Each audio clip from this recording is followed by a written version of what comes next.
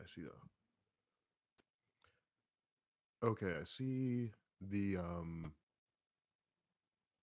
okay, I see things are happening. I'm going to assume that I'm being recorded here. I think the sound is a little low though, so let me fix that. Is that better? I'm not sure. Um, turn that up a little bit. I don't know. It still looks like it's a little low. That's the muting the mic, and that's the thing. I don't know if anyone can hear me though. Okay. Well, I will. Okay, sound good? Okay, cool. Never done this before. This is totally new. Just woke up, decided I was going to do it. So I'm going to look at some questions here, and then I'm going to answer some questions that I've gotten from my DM. Let's see. Okay, just kind of going down the list here.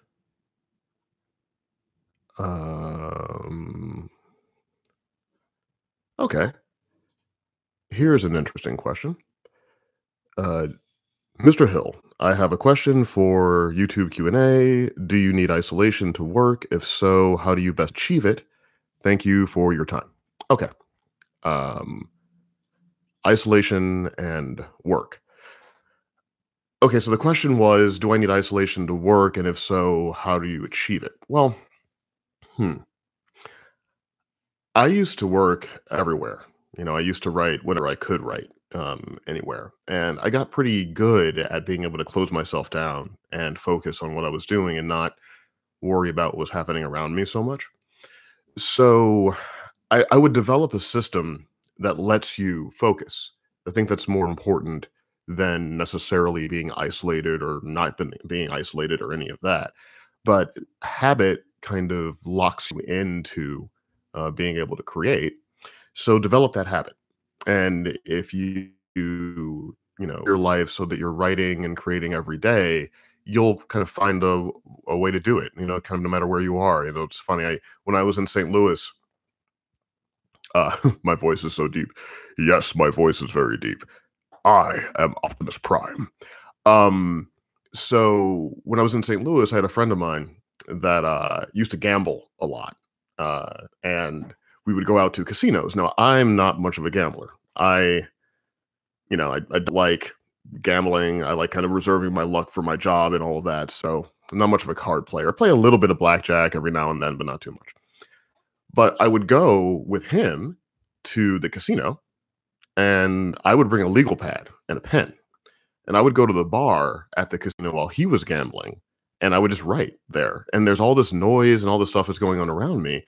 But at a casino, the drinks were pretty cheap. So I could get like a cocktail for a couple bucks, and then I could just kind of sip that, and I could, drink, and I could write, and it could create my stuff.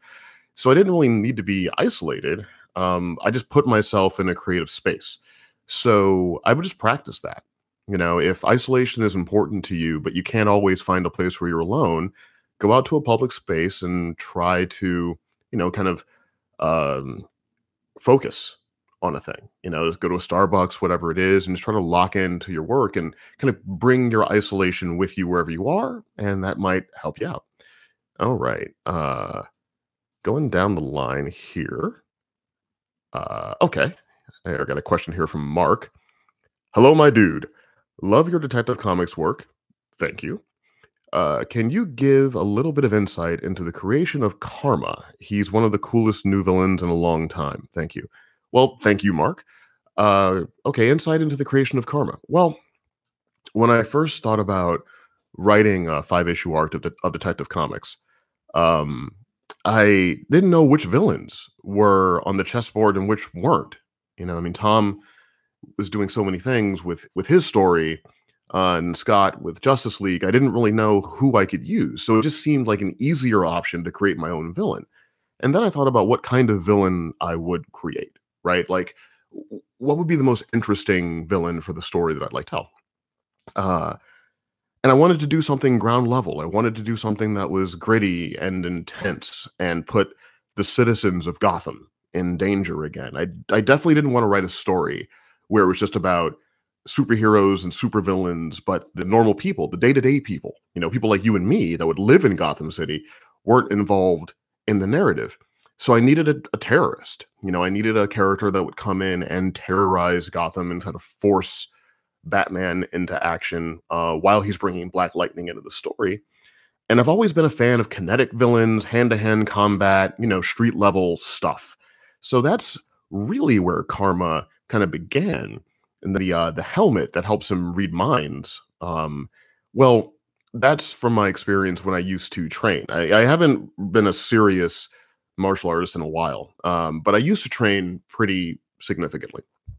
And there was one guy that I would spar, and no matter what, it just seemed like this guy could read my mind. Like everything I would throw, he could block. I just couldn't find a way in this guy. It was like some kind of mutant that just sort of read my body language, and I hated fighting this guy because I didn't know what to do because I didn't think I could find an advantage, and it was just a terrible experience. So, they talk about write what you know, and I thought that would be an interesting thing to put Batman through, because Batman is such a good martial artist, such a good combatant. It's hard to find characters that can really challenge him unless you can find a way in. So all of those things, kind of informed, I guess, the character, and that's a lot of where Karma came from. Okay, so I've got a question here in the chat from George. Hey, Brian. I'm currently working on a comic strip series, hiring an artist and everything. Any tips for doing that kind of comic work? Okay, I've never done a comic strip, and I'm going to assume that the comic strip is going to be online, right? It's going to be on the internet. Okay. Well, one, you got to make sure you have a schedule. It's really important that you continually publish your stuff, on a schedule where readers can know when they're going to get it. The worst thing in the world is to like have a couple weeks where you've got regular uploads and then you just ghost, right? Because if I read one of your strips, I'm like, oh, this is cool. Yeah, I definitely want to mess with this, but I don't know when I'm going to get a new one.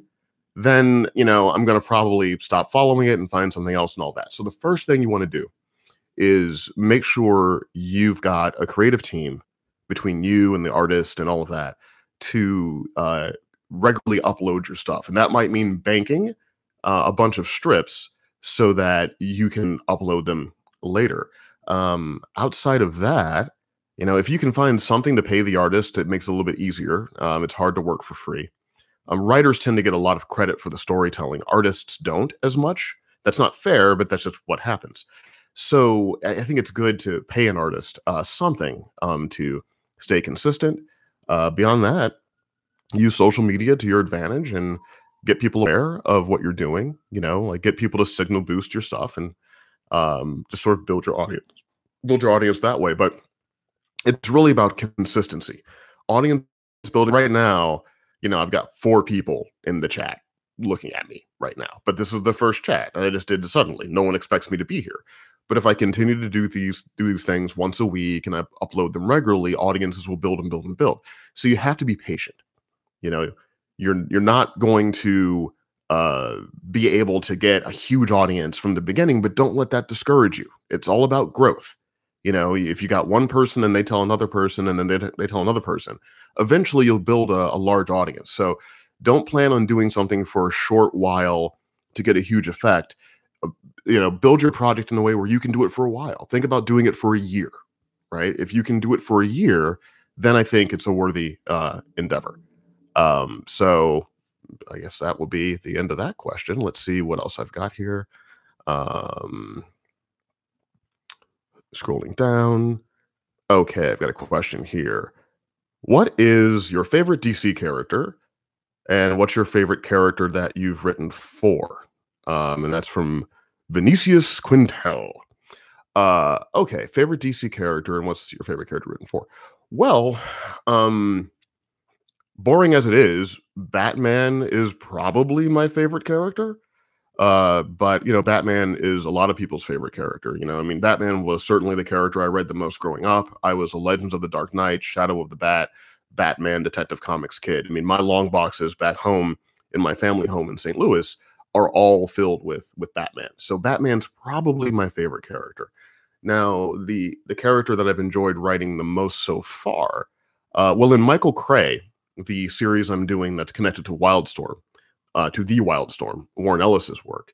I've brought in my own version of John Constantine, and that's been really cool. I really like writing Constantine. Now, that's not the real Constantine that's in the main DCU. It's the Constantine that exists in this sort of Wildstorm kind of offshoot. But I've enjoyed that a lot. It's let me research occultism and the history of it and a bunch of things that I didn't really know. So I've enjoyed writing that, and I think that story is pretty cool. I think an issue dropped this week. Issue 10 of that series is in stores now. So go check it out and let me know what you think. Okay, going down here. Doo, doo, doo. Okay. So I've got a question here. How long did it take you to break into the industry? How many failed scripts? What was your first meeting like? Okay, that's a good question. Uh, so how long did it take me to break into the industry? Well, I grew up in St. Louis, and I decided I wanted to be a writer filmmaker. So I went to NYU film school, and then I was in NYU for 4 years. Just did undergrad, didn't do grad, and I wrote a couple scripts that were terrible when I was in film school. And I graduated from film school, stayed in New York, met comic artists. I was always into comics, but I didn't know how I would sort of get in. And then from there, it was just a long road of writing and writing and writing and sending and getting things rejected and sending and getting things rejected. I've even lost count of how many things I've written. I sold my first screenplay about 6 years ago to a major studio. I sold it to Universal. I'm That was probably my 17th or 18th screenplay I had written, and I'd done multiple drafts of each, so quite a bit. As far as comics took longer than screenwriting did. I knew a bunch of comic artists, but I had a lot of trouble getting any sort of foothold into comics. I remember I met with a Marvel editor years ago. Man, it must have been like 15 years ago. And that editor told me I had no talent and I would never write comics, pretty much. I'm not telling you who it was because I don't even know if they're still there or not. But so you get that kind of discouragement a lot, and you just have to let that go. Just, brush that off your shoulder and kind of keep going and keep working. So I've lost track of how many projects that I've written and created and whatever, a lot. But the key is everything that you create is making you a little better, right? So you're always getting a benefit from it. So, think about the career you want, like a place like Athens. Okay. And so every step you're taking is leading you towards Athens. So everything you create is bringing you closer to your goal. When do you get there? Who knows? It sort of happens when it happens. But I can tell you, there's a lot of no's that you collect to pay for your yes, right? And once you get that first yes, you're going to see like exponential growth. So it's going to be really hard at first, struggle, struggle, struggle, struggle, struggle. And then, you'll get published. And if your work is good and you're challenging yourself and trying to make yourself better all the time, you're going to get more work. It's going to do, right? So, just kind of keep doing it and you'll get there. It just takes time. And don't compare yourself to other people. Don't look at, someone was this age when they succeeded and I'm not. And, that means I'm no good. Don't worry about that. Like, forget all of that. Don't compete. Just, I guess if you compete with yourself and just keep working. Just keep putting down the work on paper, keep submitting it, keep talking to people. All you need is one person. The planets have to align one time where a company has a need and your work gets read and your work can fulfill that need. And then there you go. And trust me, once you get over that fence, whatever you had to do to get over that fence doesn't matter, goes away. Everything is justified. Okay, we got a couple more people in here. So let me look at these. Have I ever been approached to do voiceover work? If not, and I was asked, would I be interested? Well, in NYU, I used to do radio a little bit, so I liked it. It was fun, man. So I've done a little bit of that, and I've done like local voiceover work in St. Louis when I was kind of looking for odd jobs, trying to make the ends meet before my writing was really taking off. I did a little tape and sent it in to a place. And so, I did like some commercials and that kind of thing. Would I do a voiceover for like a movie? Hmm. Um, Maybe. I'm not really an actor though. So I'm not sure that would be the best fit, but it would be fun, like if someone was like, "Hey, do you want to be Optimus Prime in a movie?" And I was like, "Autobots, transform and roll out." Like, yeah, that'd be kind of fun. But don't really consider myself an actor, so not really sure if that's the best a job for me at the moment. But appreciate the question. Um, how was my experience working on Titans? Asks Huey. Um, Good, like super good. So I slipped and fell into television. I didn't really plan on being a TV writer, really. I mean, I'd written some pilots that hadn't sold to people, but I'd taken some meetings and people said that the pilots were pretty good and all that. But TV was kind of like comics. Like I didn't really know how you got into it.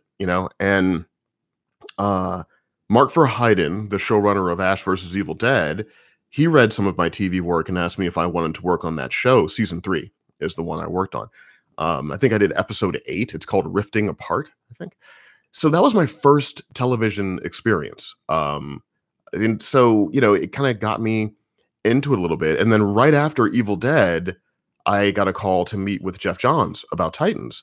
And I met with Jeff, and it was kind of a very Hollywood thing. We met in the lobby of a hotel in Hollywood, as happens out here. But Jeff was really cool, and it seemed like a really interesting project. I read the pilot because when you meet for a TV writing, they generally give you a script to read, and I read the pilot, thought the pilot was cool, and came aboard that. And it was a really rewarding experience. I do a lot of my writing alone.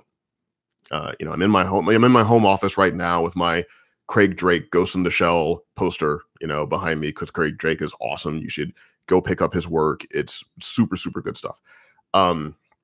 So I do a lot of it, kind of here, just kind of in a chill place and working on, with a cup of coffee next to me and all that.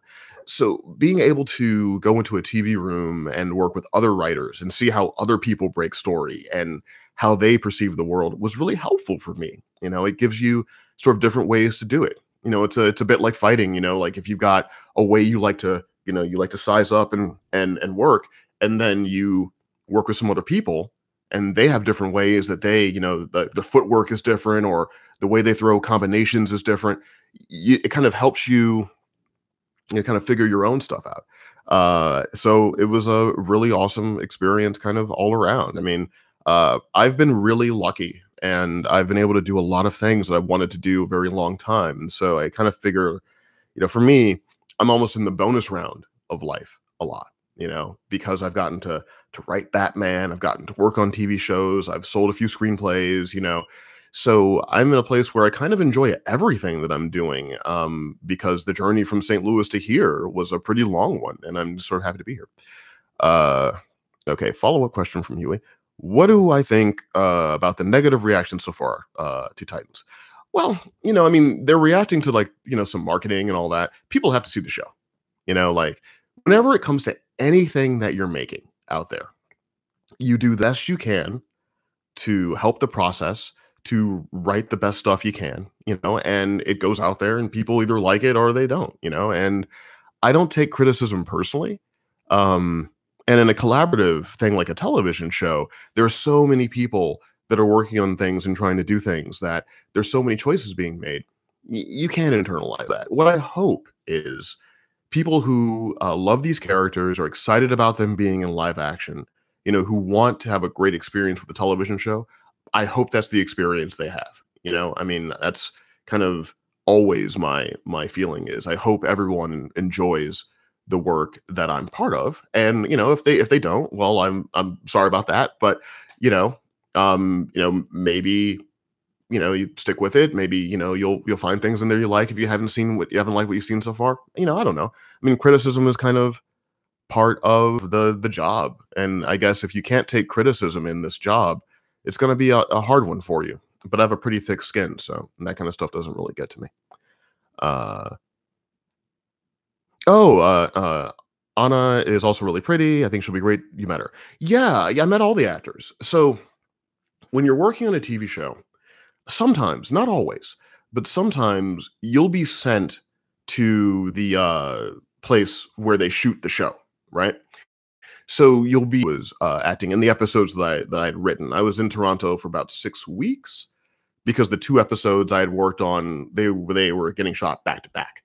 So I was there for about a month and a half, yeah, and I met all the actors, and they're all great, man. Like everyone was really nice, and it's hard work this stuff, like wearing these costumes and doing the fights, and doing the scene work and all of that, and everyone was super cool. Okay, so I'm gonna go to my DMs here and see what else I've got to answer. I got a lot of questions in my DMs, so I'm gonna try to get through them the best way I can. Okay, I got a question here from Comics for All. I saw an earlier discussion about how you write the way Batman speaks, but how do you write the way characters speak in general? Deciding on slang, how do you have them sound nervous, etc.? Okay, so that's a question about how to write dialogue, I guess, that feels realistic, that demonstrate emotion and all of that.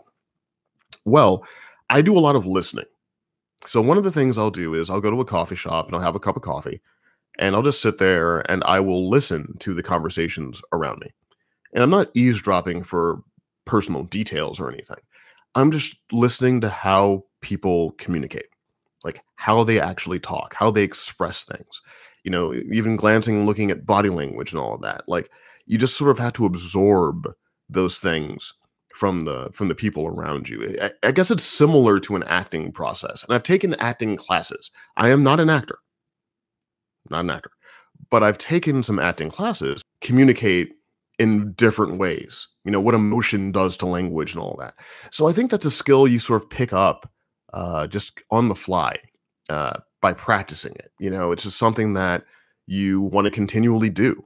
Every conversation you have, if something interesting happens or someone has a cool turn of phrase or something neat happens, make a mental note, write it down, type it in your phone notes, whatever it is, but like keep a log of that stuff because you're going to go back to that over and over and over again in your writing. And then when it comes to writing fictional characters, I mean, because they're all fictional characters, but I mean like established characters like a Batman or a Superman or that, I think we all come to those characters in our own way. I have a very specific way Batman sounds to me, which is, I guess, a combination of, Kevin Conroy, a little bit of Troy Baker. No, Troy didn't do Batman. Troy did the Joker. I forgot the new guy that did Batman in the later Arkham games, but he's pretty good too. A little bit of Christian Bale. Like it's just sort of all kind of jumbled up, in your mind. And that's how that goes, man. Okay, so let's see here. And I'm answering these questions because I'm going to put this up on YouTube later. So I think the stream's going to get recorded and uploaded automatically. We'll see. We're learning all this stuff together, guys. I think Troy did. Oh, great, thanks. Hot Pink tells me that it automatically uploads. Good. The less I have to worry about it, the better. Troy did Arkham and Origins, but could be wrong. Yeah, I think it was Troy. Like Troy does so much stuff, he's great in BioShock, man. Really good voice actor. I met the woman who plays Elizabeth in BioShock Infinite. I interviewed her for a thing that never actually got broadcast, but she was really cool. Forgot her name, but like really talented, man. Video game voiceover actors are like super talented actors, and I wonder, why we don't migrate more of them kind of into other forms of media. I think Sam Witwer, the guy who does Darth Maul's voice, it was Starkiller, I think, in the Star Wars games, is a really good actor and has done good work on screen and everything else. Okay, so I've got a question here from Joshua Bratton, who asked me, Mr. Hill, Mr. Hill. Mr. Hill's like my dad. Like, I'm just Brian. I really enjoy your work on Detective Comics thus far, and I appreciate you taking the time to answer questions in a YouTube video. Sure, why not? My question is, when you write a book like Detective Comics with multiple characters, How do you get in the headspace to write all of these characters while ensuring each one sounds unique? Well, I kind of covered that in the last answer. Uh, again, like just play act. I mean, sometimes I'll just put a bed sheet on, throw it around my shoulders, and pretend I'm Batman until it sounds right. So don't be afraid to do wacky things while you're writing because it's totally okay. It's the job. The job is to do wacky things. Um, a question: would I direct, write a Howard the Duck remake? Um, sure. Yeah, why not? Why not? But only if I could cast Leah Thompson in it as somebody, and I could work on doing some of the songs for the soundtrack. So, okay. So I have a name. I'm gonna try to pronounce this guy's Twitter handle. Forgive me if I get it wrong. It is Continental Shelf. Oh, okay, I get it. Continental Shelf. Ah, that's very cool. Um, so the question is, if Michael Mann had to adapt one of your works, which one should it be? Uh, well, probably my Vertigo book, American Carnage, because that's a good LA centered crime story. And I did try to, if not directly reference, kind of absorb some of the mood of those Michael Mann works. So that one is about it's about a kind of a out to pasture, disgraced FBI agent who is half black but can pass for white, and he goes undercover to investigate these white supremacist organizations in Los Angeles to find a potential murderer that's among them.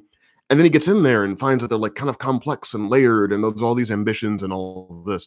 Um, and he's sort of tempted by the power that he finds being able to rise through those ranks, and he's a guy that's like looking for his identity and all that. So it's about like power, identity, crime, all those things. I think that would probably be the most Michael Mann of all my work. But I do have another thing that is coming out next year that is like a sci-fi thriller, but it's a very sort of character driven Nicholas Refn, Michael Mann drive heat collateral kind of thing.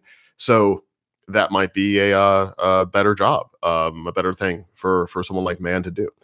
Okay, we are at 27 minutes. I'm gonna go for like 30 minutes today because I'm just really testing this out. And I'll take a couple more questions here. Okay, I got a question here from George. Do you prefer writing singular story issues for comics, or do you prefer writing multiple issue story arcs? Multiple issue arcs are more natural for me because I tend to work in a 5-act structure. So if I have 5 issues, each issue is an act. If you're working on a single issue of a comic, then you have to have 5 acts of story in one issue of a comic. So really you're talking like 2 pages for an act or 3 pages for an act. And it's tricky, man. Like efficiency is always the hardest thing. There's a old there's a poet or something. I forget. Rilke, I think his name. His name is poet. And so this poet was like writing letters to his mentor back and forth. And this is years ago. And one of the letters, it's this beautifully written letter, as you imagine a poet would write a letter. And at the end of the letter, it says, "I'm sorry this is so long. I didn't have enough time to write you a shorter one." And that's kind of how it works, with storytelling. Like the more efficient you have to be, the more time it takes and the harder it is to distill it down. So I do think that it's a little more comfortable to write 5-issue series. Um, I should make a playlist of music on YouTube for different books since I have a channel. Okay, yeah, that's a good idea. Music is a big thing for me. I mean, you can see I got a keyboard right here because I play a little keys, every now and then. So, yeah, I could certainly do that for sure. When is the next Romulus run? Probably next year. I've got some major announcements coming up as far as me and comics go. And part of that will allow, I think, for more Romulus to come on the way. So, think 2019, probably later in the year, 2019, maybe. Maybe winter 2019 is a soft date. We can sort of target that. Okay, and it looks like I am at around 30 minutes. So I think I'm going to shut it down for today. Thanks for, the folks that showed up, and I've still got tons of questions in my DMs. I'm gonna try to do more of these. I don't know how many I'm gonna do, maybe 2 or 3 a week or something for like a half hour. That seems about the best thing to do, and I appreciate everyone who showed up, and I will talk to you all soon. So, keep writing, drink water, eat your vegetables, and don't take no for an answer. I will talk to you guys later. Cheers.